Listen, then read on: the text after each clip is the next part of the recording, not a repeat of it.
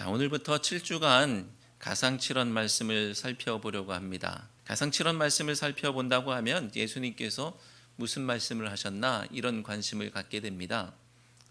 그런데 예수님께서 무슨 말씀을 하셨나라는 것보다 더 중요한 것은 그 말씀을 어디에서 하셨나 이런 것이죠. 무슨 말씀 물론 중요합니다. 하지만 그 말씀을 십자가에서 하셨다라는 것이 그 말씀을 더 귀하고 중요하게 받을 수 있는 근거가 됩니다. 가상칠언이라는 말은 십자가에서 하신 일곱 말씀이라는 뜻이죠. 우리가 어떤 사람이나 어떤 사상이나 어떤 격언 같은 것을 판단할 때에 우리는 그것이 태동한 곳이 어디인지에 대해서 살펴보면 이 말이 그런 의미가 있고 이 말이 또 그런 배경에서 나왔구나. 그래서 그것을 더 귀하게 받아들일 수가 있죠. 마찬가지로 예수님의 수많은 말씀들이 있지만 많은 말씀을 하셨지만 예수님의 말씀 중에서 특별히 십자가 상에서 하신 고작 7마디밖에 안 되는 그 말씀은 우리에게 특별한 울림을 주고도 남는 은혜가 있는 줄로 믿습니다. 왜냐하면 그 말씀들은 십자가의 죽음의 고통 속에서 하신 말씀이고 예수님의 마지막 말씀이기 때문이죠. 이것은 예수님께서 성전에서 헌금함에 돈 넣는 모습을 보시면서 하신 말씀하고 맞닿아 있습니다. 부자와 가난한 과부가 헌금함에 돈 넣는 것을 보신 예수님께서는요, 이 가난한 과부가 다른 사람들보다 더 많이 넣었다라고, 더 많이 헌금했다라고 생각하시고 말씀하셨어요. 똑같은 헌금이었지만 그가 어떤 상황 속에서 헌금했느냐에 따라서 비록 금액은 적더라도 그 헌금을 더 귀하게 여기신 것입니다. 마찬가지로 여기에 앉아 계신 분들의 모습 동일하게 다 믿음으로 나오셨지만 여러분들의 삶의 자리에 따라서 하나님께서 더 귀하게 여기시는 모습이 있다는 것이죠. 삶이 공고해서 도무지 이 자리에 앉아 있을 수 없는 분이지만 과연 하나님이 계시기는 한 것일까라는 물음을 가지고 계신 분이기는 하지만 그럼에도 불구하고 환난 속에서 지친 몸을 이끌고 나와서 믿음을 고백하고 계시다고 한다면 하나님은 그분의 믿음의 고백을 그냥 허투루 여기시지 않고 그저 흘려버리시지 않을 것이라는 말씀이에요. 그 어떤 믿음보다 더 귀하게 여기시고 그것을 반드시 기억하실 줄로 믿습니다. 이렇듯 환난은 그리고 인생의 곤고함은 내 믿음을 더욱 돋보이게 할 수 있는 기회인 것이죠. 내 믿음이 정금으로 드러나도록 하는 기회가 바로 환난이요 고난이고 내 인생의 곤고함입니다. 환난과 곤고함이 없으면 좋겠지만 이왕에 있다고 한다면 그 속에서 허덕일 것이 아니라 정면으로 승부하면서 내가 지나보자, 환난과 곤고함에 내가 지나보자, 나는 내 믿음을 증명하고 하나님 앞에 인정받으리라, 이런 마음으로 주님 앞에 나아가는 우리 모두가 되어야 할 줄로 믿습니다. 가상칠언, 바로 십자가에서 그 고통 가운데, 큰 고통 가운데에서 하신 예수님의 말씀은 그래서 더욱 값지고 의미가 있는 것이고요, 우리에게 힘이 있는 말씀이 되는 줄로 믿습니다. 오늘은 그 첫 번째 말씀을 살펴봅니다. 가상칠언의 첫 번째 말씀은 누가복음 23장에 나오는 말씀이죠. 십자가형은 당시의 여러 형벌 중 하나였기 때문에 예수님만 십자가에 달리신 것은 아니죠. 오늘 말씀에도 예수님만이 아니라 또 다른 두 명의 행악자가 예수님과 함께 십자가의 좌편에 우편에 그렇게 달려있는 것을 보게 됩니다. 그런데 33절 말씀은 예수님께서 십자가에 못 박히신 것에 대해서 상당히 무미건조하게 기록하고 있습니다. 그죠? 예수를 십자가에 못 박고라고 하는 것이죠. 그 후에 예수님의 첫 번째 말씀이 나오는 것인데, 하지만 이 말씀을 이렇게 무미건조하게만 읽으면 예수님의 첫 번째 말씀이 얼마나 위대한 말씀인지를 알 길이 없습니다. 이 대목에서 우리는 예수님의 상황, 예수님의 고통을 머릿속으로 떠올리고 상상력을 발휘하면서 읽어야 해요. 지금 예수님은 어떤 상황에 놓여 있으십니까? 지금 예수님은 그 손등이 또 그 발이 어떻게 되어 있으십니까? 지금 예수님의 상황을 한번 머릿속에 그려보는 거예요.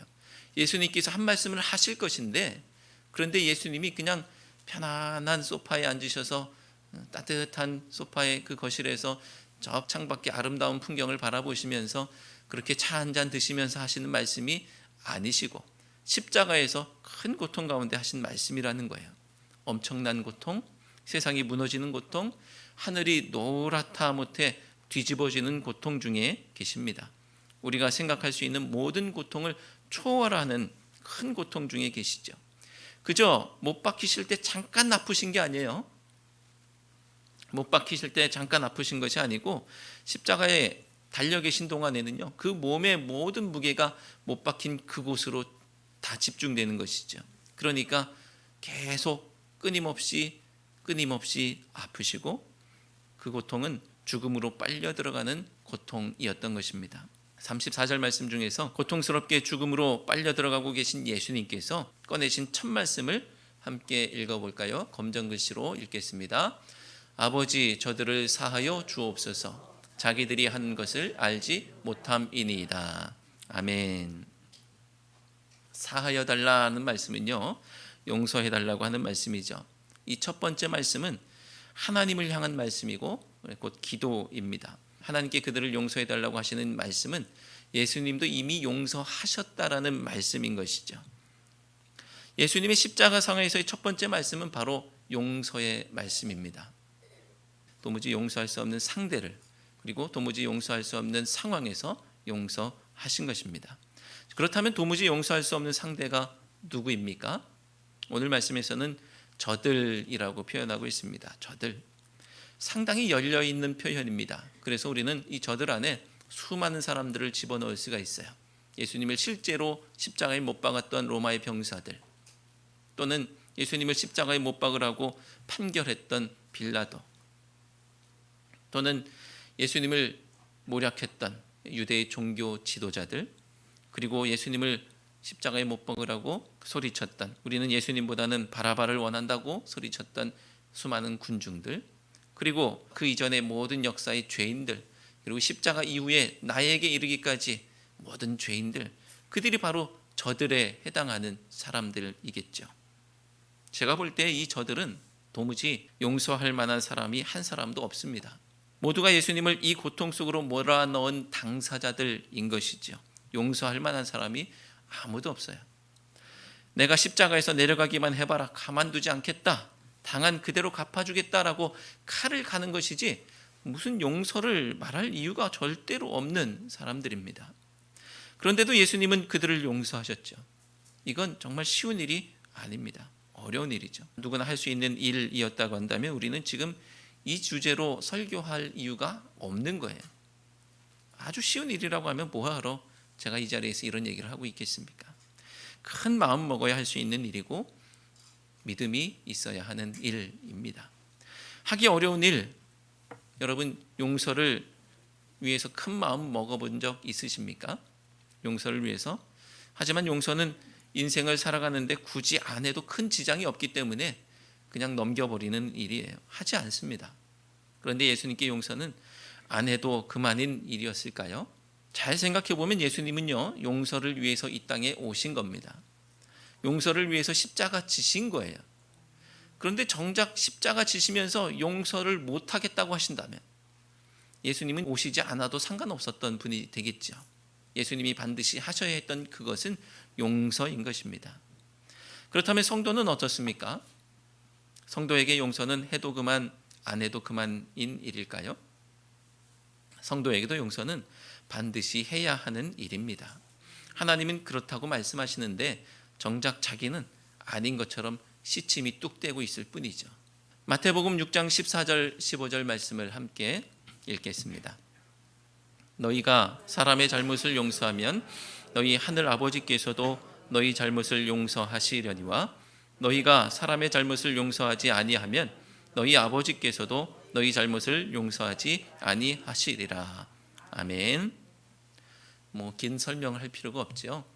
내가 용서하면 하나님도 용서하시고 못하면 하나님도 나 용서하지 않는다라는 말씀을 하고 계십니다. 에베소서 4장 32절 말씀을 함께 읽겠습니다.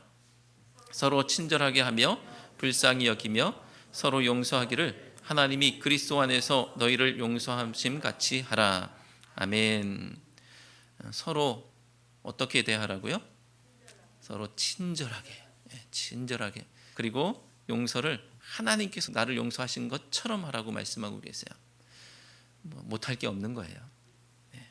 골로새서 3장 13절 말씀, 누가 누구에게 불만이 있거든 서로 용납하여 피차 용서하되 주께서 너희를 용서하신 것 같이 너희도 그리하고. 아멘. 불만이 있으십니까? 또 할 말 없어요. 주님 말씀 앞에서 우리가 아무 할 말이 없습니다. 사람이 어떻게 완벽할 수 있겠습니까? 어떻게 나 같을 수 있겠어요? 그것이 불만의 근거가 아니라 그렇기 때문에 이해와 용서의 근거가 되는 줄로 믿습니다. 에베소서 4장 26절에서 27절 말씀, 분을 내어도 죄를 짓지 말며 해가 지도록 분을 품지 말고 마귀에게 틈을 주지 말라. 아멘. 잠깐 화낼 수 있다고 치자고요. 그런데 분이 차오르도록 그렇게 하지 말고 해지면 내일이 되면 이제 없었던 일로 하자, 이런 얘기를 하고 계십니다.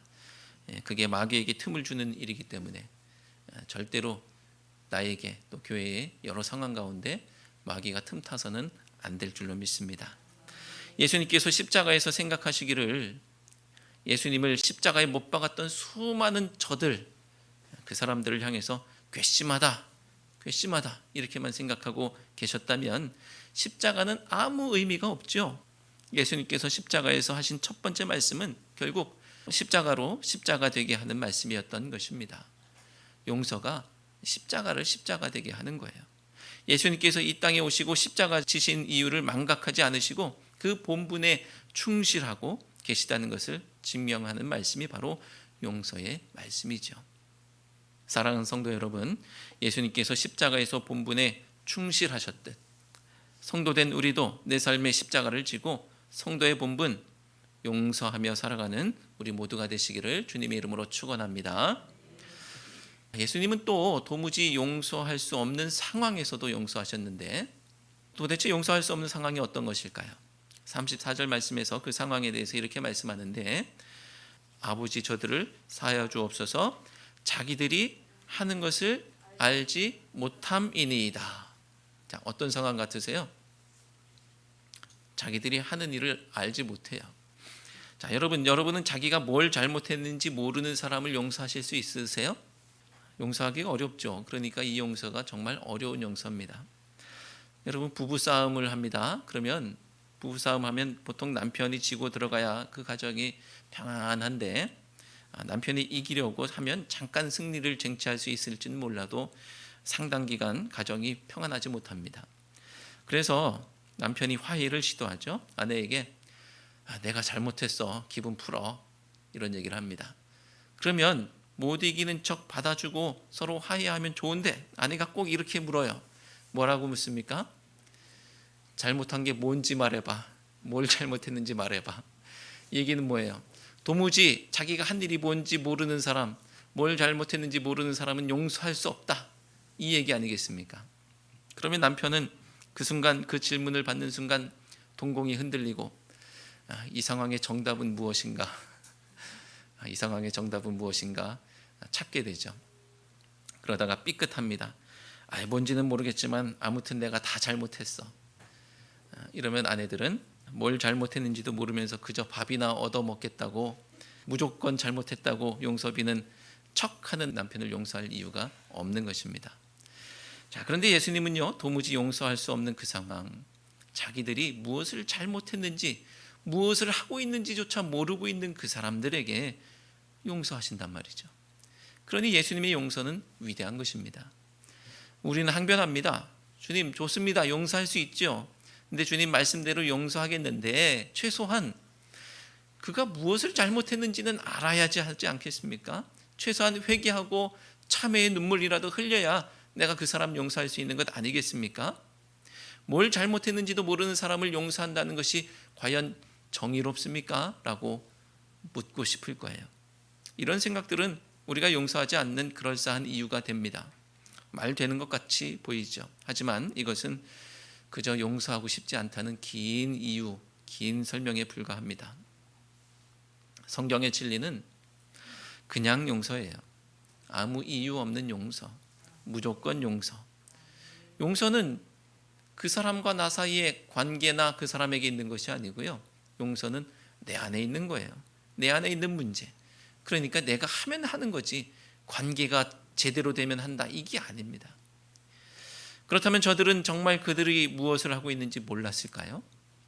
그 저들은 무엇을 하고 있는지 몰랐을까요? 다 알았겠죠. 자기 자리에 안전이 더 중요했기 때문에 모르는 척하는 것뿐입니다. 다른 변명을 내세워서 외면했던 것뿐이죠. 어떤 변명들을 했을까요? 국가 전복 세력이다. 로마를 뒤집어 엎을 거라고 모략을 합니다. 신성모독이다. 예수님이 이 신앙, 이 믿음, 우리의 종교를 흔들어 버린다라고 모략을 합니다. 이런저런 이유로 그것을 명분 삼아서 그들이 예수님 못 박는 그것을 정당화했을 뿐이지 모르지 않죠. 그런데 그들이 정말 몰랐던 것은 예수님이 하나님의 아들 그리스도이셨다라는 사실입니다. 저들이 이 사실을 알았다면 예수님을 십자가에 못 박을 수가 없는 것이죠. 그러므로 우리가 예수님의 말씀에 따라서 용서를 하지 못한다는 것은, 예수님 말씀대로 우리가 용서하지 못한다는 것은 예수님께서 하나님의 아들 그리스도시라는 사실을 부정하는 일이에요. 용서를 하지 못한다는 것은 나에게 믿음이 없다는 것을 고백하는 것입니다. 내 믿음은 이렇게 형편없고 초라하다라는 고백, 그것이 바로 용서하지 못하는 마음입니다. 사랑하는 성도 여러분, 용서는 우리의 믿음이 얼마나 성숙했으며 품격 있는 것인지를 보여주는 표가 됩니다. 어린 나이 믿음에 머물러 있지 마시고 그리스도의 장성한 분량에 이르기까지 자라서 예수님께서 하셨던 그 용서, 나도 해내고야만은 우리 모두가 되시기를 주님의 이름으로 축원합니다. 예수님의 용서가 위대한 점이 또 하나 있는데, 그것은 예수님의 용서가 용서할 수 없는, 도무지 용서할 수 없는 사람을 용서하셨고 도무지 용서할 수 없는 상황에서 용서하신 것을 넘어서서 나만 용서하신 것이 아니라 하나님께도 그들을 용서해달라고 하고 계시는 중보에까지 이르게 되었다는 것입니다. 예수님의 용서는 중보하시는 용서예요. 이건 흔히 세상 말로 하면 찐 용서예요. 찐 용서. 그죠? 그런 말이 있죠. 보통 그러지 않습니까? 나는 용서해. 나는 용서하는데 내가 용서할 수 있는 이유가 뭐냐면요, 나는 용서하고 다른 사람이 그 사람 용서하지 않을 테니까 그 사람의 징계, 응징, 그것을 기대하면서 나는 용서하는 경우들이 있어요. 나는 용서하는 큰 사람이 된 것처럼 보이지만 다른 사람을 뜯어 말리면서까지 용서하라고 하지는 않아요. 못 이기는 척, 뭐 네가 그 사람 미워하는 건 나는 어쩔 수 없는데 그냥 나는 용서해. 이게 뭐 그럴싸해 보이지만 찐 용서가 아닙니다. 그런데 예수님의 용서는 내가 용서했고요, 이미 용서했고 예수님께서 용서하셨고 하나님도 그들을 용서해 달라고 하는 거예요. 이것이야말로 진정한 용서죠. 여기에서 우리는 할 말을 잃습니다. 죽음으로 빨려 들어가는 고통 속에서 지금 예수님이 저들을 사해달라고 하시는 그 상황은요, 십자가에 못 박혀서 죽음으로 빨려 들어가고 있는 고통 가운데 하신 말씀이에요. 저들을 용서해달라고 하시는 예수님, 그 예수님께서 지금 나에게 뭐라고 말씀하실까요? 나더러도 너만의 저들을 용서해라 라고 하시지 않겠습니까? 그 고통 속에서 하나님께 나는 이미 용서했는데 하나님 저들을 용서해 주세요. 그리고 나와 눈이 마주쳤어요. 그래, 너도 너만의 저들을 용서해라 라고 하시는 것이 너무나 당연한 겁니다. 여러분 각자 다 여러분만의 저들이 있는 줄로 압니다. 여러분께서 그들 도무지 용서할 수 없다고 생각했던 그 저들이 있어요. 근데 예수님께서 예수님의 저들을 용서하셨던 것처럼 여러분들의 저들을 용서하라고 하십니다. 사랑하는 성도 여러분, 바라기는 도무지 용서할 수 없는 사람을, 도무지 용서할 수 없는 상황 속에서 예수님의 말씀에 따라 용서하시고 여러분도 저들을 용서하라고 다른 사람들에게 중보할 수 있는 우리 모두가 되기를 주님의 이름으로 축원합니다. 기도하겠습니다. 하나님, 사순절을 앞두고 십자가 위에 예수님을 묵상합니다. 얼마나 고통스러우셨을까 감히 짐작도 할 수 없음을 고백합니다. 그리고 그 속에서 들려주신 주님의 음성에 귀를 기울입니다.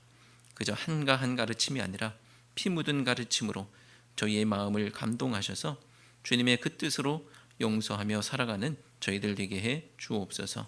예수님의 이름으로 기도드립니다. 아멘.